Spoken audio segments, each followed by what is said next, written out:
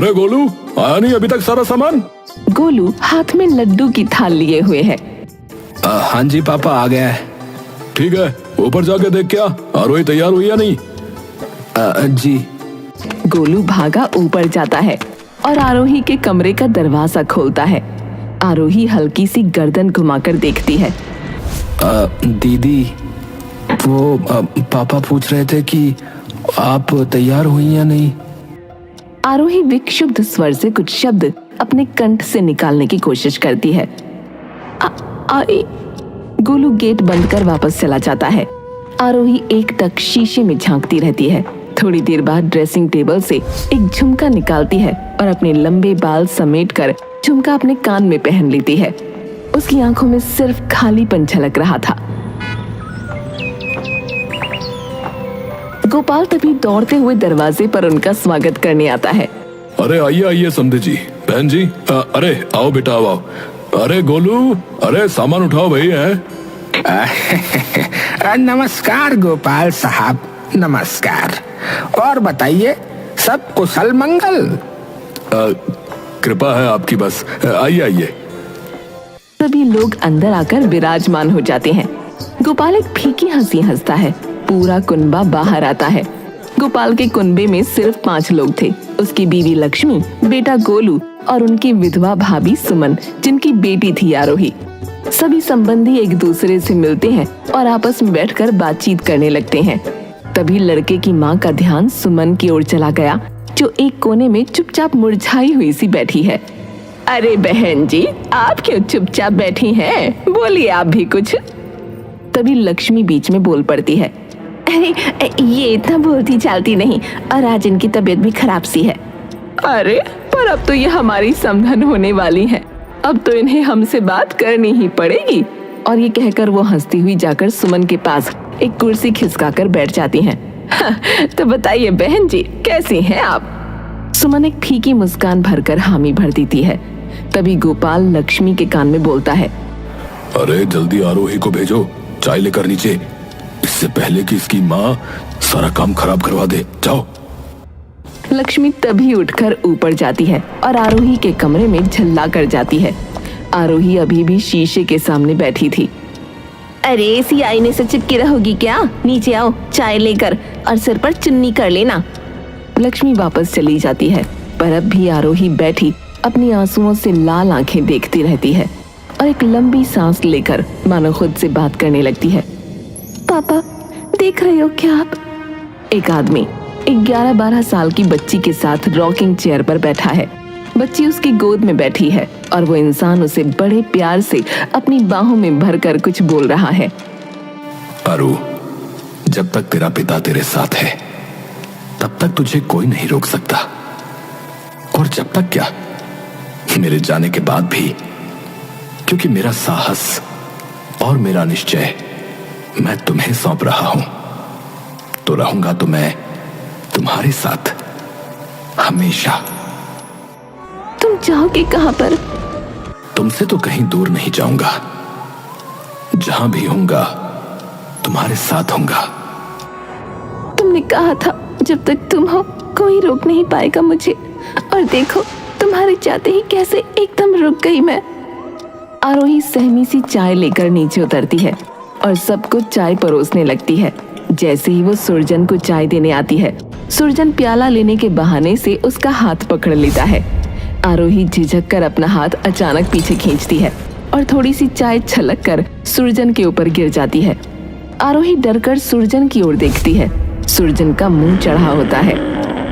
वो थोड़ी सी ही डरी हुई है ना, इसीलिए। बेटा तू रख दे चाय, अपने आप ले लेंगे। आरोही चाय रखकर अपनी माँ के बगल में ऐसे आ बैठती है मानो कोई बच्चा धूप से छुपने के लिए पेड़ के पीछे आकर लुक गया हो। तभी लड़के वालों के साथ आया बूढ़ा बोलता है। अरे बेटी, कहाँ तक पढ़ी हो? तभी थोड़ी हिम्मत करके सुमन बोल ही पड़ती है। जी अभी तो 11वीं ही कर रही है। अच्छा तो बेटा आगे भी पढ़ना। तभी लक्ष्मी की बात को सुरजन बीच में काट देता है।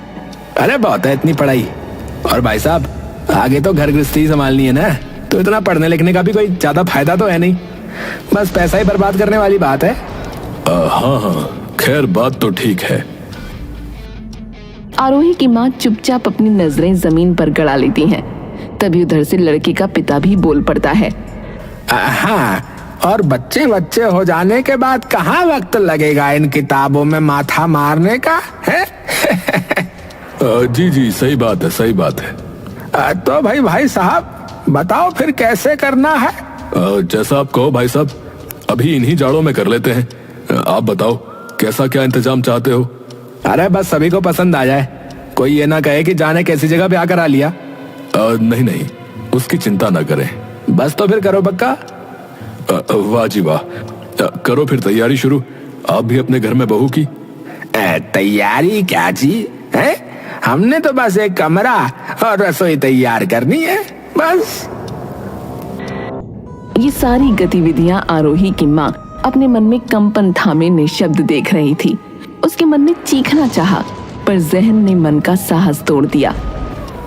अरे तो करो मुंह मीठा समधी जी। अरे अरे गले लगिए गले। सुमन अपनी जिंदगी को मिठाइयों में, पकवानों में बंटते देख रही थी, और वो भी चुपचाप। सभी लोगों ने खाना पीना किया और विदा लेने लगे। अलका आरोही के पास आई और उसके हाथ में कुछ पैसे रख दिए। ये लो, और जल्दी आना, तुम्हारा इंतजार रहेगा, और आते ही हमें पोतों वाला कर दो। दूसरी ओर सुरजन आलोक को एक कोने में लेकर चला जाता है। देखिए आप मेरे पिता के समान ही हैं, तो आपसे कुछ कह सकता हूँ क्या? हाँ बेटा कहो कहो। पिताजी थोड़ा समझाइए अपनी बेटी को। मैंने हल्का सा हाथ क्या पकड़ा, उसने तो ऐसे बिगड़ कर हाथ छुड़ाया जैसे हम कोई दैत्य हो गए हैं। और एक बार भी हमारी तरफ नहीं देगा हैं। हमारा हक बनता है उस पे, अब तो थोड़ा समझाइए। अरे नहीं नहीं बेटा, तुम दिल से मत लगाओ उसकी बात। वो तो नादान है अभी, धीरे धीरे सब समझ जाएगी। मैं बात कर लूंगा। सभी लोग विदा लेकर अपने घर निकल जाते हैं। अरे ये जो नखरे दिखाने हैं ना, तो अपने बाप को दिखाना, मर के, या फिर अपनी माँ को दिखा। पता है क्या कह के गया है वो, कि उसके जरा से हाथ लगाने पे ऐसे झटक के दूर किया जैसे वो कोई प्रेत हो। अरे जिस्म में क्या आग लग गई है अगर उसने थोड़ा सा छू ही दिया तो? तभी वो सुमन की ओर गुस्से से पलटता है। और भाभी आप, वैसे तो आपकी जुबान पूरे वक्त सिली रही है, लेकिन जैसे ही पढ़ाई की बात आई तो फट से बोल पड़ी आप। अरे इतना शौक है ना, तो जाओ अपनी बेटी को लेकर यहाँ से और पढ़ाते रहना फिर। और नहीं तो क्या, एक तो इनके खसम के मरने के बाद हमने पाला और हमें ही वीर बना रही है। बताओ, पाला मतलब ये हमारा उतना ही परिवार है। अरे है नहीं था, अब मेरा है, और मैंने ठेका नहीं उठाया आपका। हाँ, रखा हुआ है वही बहुत है, और इतने बुरे लगते हैं तो निकलो यहाँ से। तभी आरोही सहसा उठती है और जाकर आलोक के पैरों में गिर जाती है। अरे ये क्या ड्रामा है अब है? मैं आपके पाँव पड़ती हूँ ताऊ जी, मेरा ब्याह मत कीजिए। मैं अपनी पढ़ाई का खर्च खुद उठा लूंगी। मैं और माँ दोनों, हम और घरों में पोछा लगा लेंगे। आलोक झटके से अपने पाँव हटा लेता है। और हमारी इज्जत की धज्जियां उड़वा लो है? बेटा शादी तो तय हो गई है, अब तुम्हें पसंद हो या ना हो करनी पड़ेगी। ये कहकर दोनों मियाँ बीवी अपने कमरे में चले जाते हैं। सुमन भागकर आरोही को अपने सीने से चिपटा लेती है। माँ, हम भी चलते हैं बापू के पास। बिना पापा के तो कुछ भी नहीं है हम। यही तो दुख है बेटा, औरत का वजूद उसकी शुरुआत से उसके अंत तक सिर्फ एक मर्द की प्रतिष्ठा में सिमट कर रह जाता है। पैदा हुए तो बाप के नाम से, बड़े हुए तो पति के नाम से। उनके नाम के पीछे छुपकर हम कब खुद गुमनाम हो जाते हैं, हमें खुद नहीं पता चलता। पर माँ, मुझे नहीं होना गुमनाम, क्योंकि पापा ने हमेशा यही सिखाया है कि खुद की पहचान खुद बनाओ। सिखाया तो है बेटा, पर तुझे पता है ना कि यही चीज जब तेरे पापा दुनिया को सिखाने निकले थे तो उनके साथ क्या हुआ। आरोही अपनी माँ की ओर आंसुओं भरी आंखों से देखती है। तो माँ, मैं इस याचना को, इस विनाश को बीचों बीच खड़े होकर देखती रहूं? सुमन धीरे से आरोही को अपने गले लगा लेती है। तुम्हें पता है ना उन्होंने वो किताब क्यों लिखी थी? ताकि किसी औरत की जिंदगी उनकी माँ जैसी ना कटे। उन्होंने अपनी पूरी जिंदगी अपनी माँ को निस्वार्थ सबके लिए करते देखा। जब तुम्हारी बड़ी दादी गुजरी तब तुम्हारी दादी यानी मेरी सास की तबीयत बहुत खराब हो गई थी, तो उनकी माँ पूरे दहन तक सिर्फ एक चारपाई पर बुखार से कांपती लेटी रही। और बाद में पता है क्या कहा इन लोगों ने?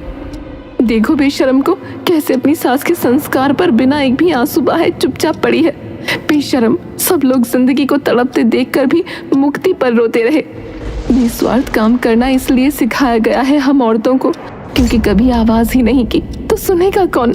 तेरे पापा ने किताब यही सोचकर लिखी थी कि शायद कुछ बदलाव आ जाए, पर तेरे पापा ने आवाज कर दी थी और जब युगों की चुप्पी के बाद एक हल्की आवाज लोगों को सुनाई दी तो वो विद्रोह की तरह उनके कानों में चुभने लगी और जिनको ज्यादा वो आवाज चुभी उन्होंने उस जुबान को ही बंद कर दिया।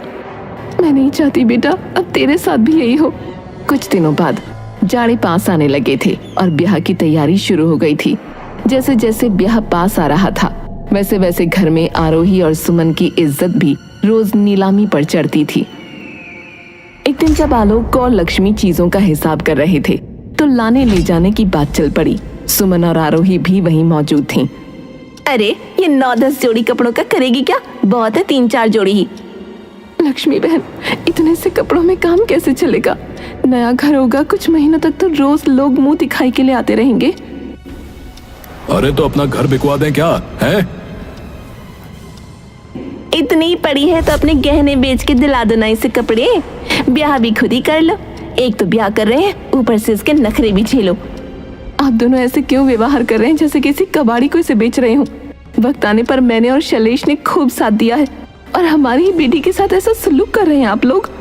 वाह, एक तो इनकी लड़की का घर बसवाओ और ऊपर से हमें ही ताने दे रही है। और कौन सा एहसान किया था आपने और भैया ने? है हम भी तो करवा ही रहे ना इसका ब्याह। और जो पसंद नहीं है तो बेशक निकल जाइए यहाँ से। सुमन अचंभे से उनकी ओर देखती गई और वो पुराने कपड़ों में और सस्ते गहनों में उसकी बेटी को तौलते गए। दोनों माँ बेटी चुपचाप ऊपर अपने कमरे में जा बैठी। आरोही चुपचाप अपनी माँ की तरफ देखती रही। आरोही के पिता सुमन के साथ खड़े हैं। आरोही, तुम्हें पता है तुम्हारे पूरे नाम का क्या मतलब है? आरोहिणी का क्या होता है? ऊपर की ओर चढ़ने वाली, जिसकी मंजिल सिर्फ आसमान में हो। तुम हमारी उम्मीद हो जिसे हमेशा ऊपर ही जाते रहना है। आरोही अपनी माँ की ओर देखती रहती है। सुमन का चेहरा नाउम्मीदी से मुरझाया हुआ होता है। पापा, कुछ दिनों में इनकी ये बची कुची उम्मीद भी जाने वाली है। सुमन धीरे धीरे बिना कुछ कहे सो जाती है। आरोही उठकर अपनी किताबों की अलमारी की ओर जाती है और एक दराज खोलती है। वहाँ एक भूरे रंग का लिफाफा रखा होता है जिस पर लिखा है, तुम्हारे पिता की तरफ से तुम्हें एक उम्मीद, आरोही। उस लिफाफे को देखते हुए टूटे स्वर में, आपके जाने के बाद कभी हिम्मत नहीं हुई इसे खोलने की। पिता आरोही के कमरे में आते हैं जहाँ आरोही पढ़ रही होती है। आरोही, पापा। पिता पीछे से एक लिफाफा निकालते हैं और आरोही को दे देते हैं। ये क्या है पापा? ये मेरी उम्मीद जो अब मैं तुम्हें सौंप रहा हूँ। हाँ, आपकी किताब छप गई। अरे बिल्कुल छप गई, क्यों नहीं छपती? लेकिन इसे संभाल कर रखना हमेशा।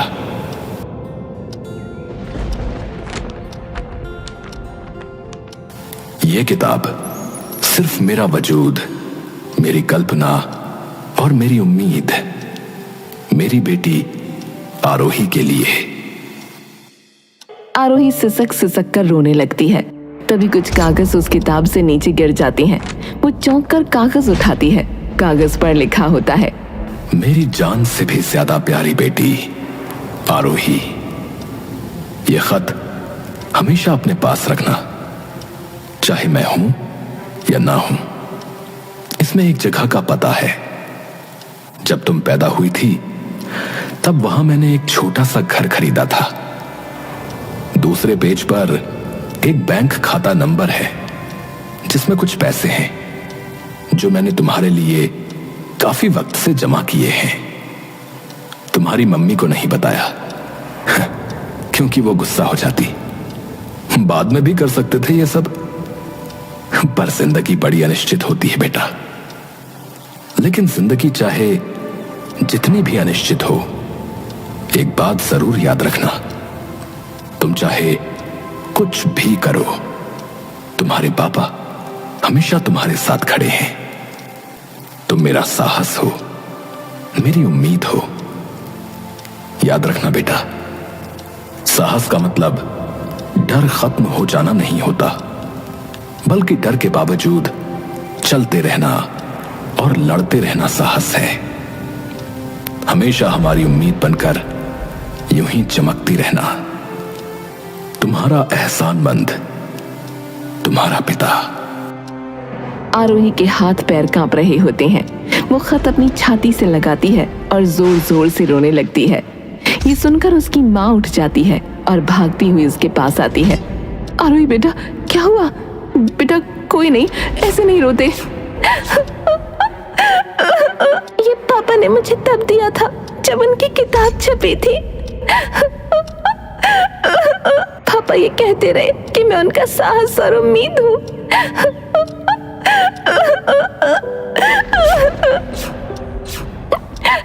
पर एकदम उलट था माँ, मेरा साहस और मेरी उम्मीद तो वही थे, और एक बार फिर उन्होंने हमें बचा लिया माँ।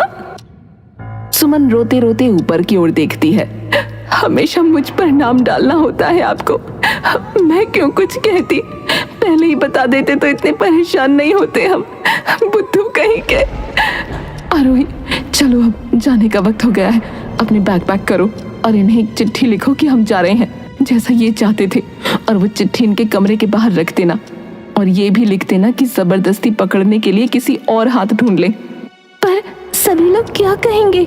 बेटा लड़की हैं हम लोग, हमारे बारे में लोग सोचते नहीं, सिर्फ बोलते हैं।